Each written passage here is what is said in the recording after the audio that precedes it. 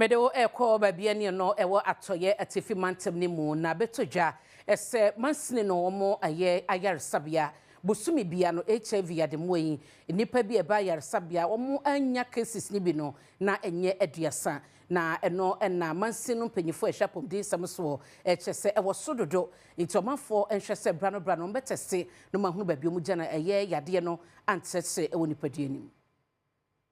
Public Health Nursing Officer awo Bibiani Municipal Hospital abega ama edi atudwa se hadwene pa ewo ye HIV ayema ne homene so ewo mpatemu ho wo kire se omanfo etuso anamon se womo ebekohwe womo mogem ahwe se womo enye bia netimi abrase.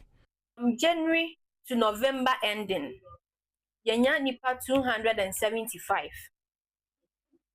monthly ni so yenya monthly bi wetimi nya 28 monthly bi wo 30 eno kra ni district ni ade chips compound ni ade no enka ho eno ye aha no ye catchment area ni nkoa no wosan edi tudwa se womanfo enya hweye pa se enuanom a womo HIV safo no ebenoma na womo epamom wo kira emo akra bu ho no mo hu ni status a ne mental health abadwene ho a for a while obi nso ho no mo suicidal thought crampo banitrim ade ba konso ye stigma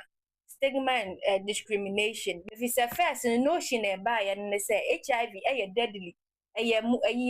virus bia nya ya na wuwu be na ntesa enanim di aba indronsu aba mfidie aba ntia na ntesa so wunyanya HIV na se ya de utu eduro so a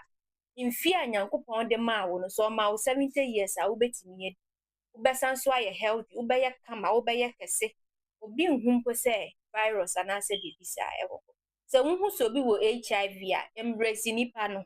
bua no ntimi ngi na eduro ade ba konso ho se eduro na ye free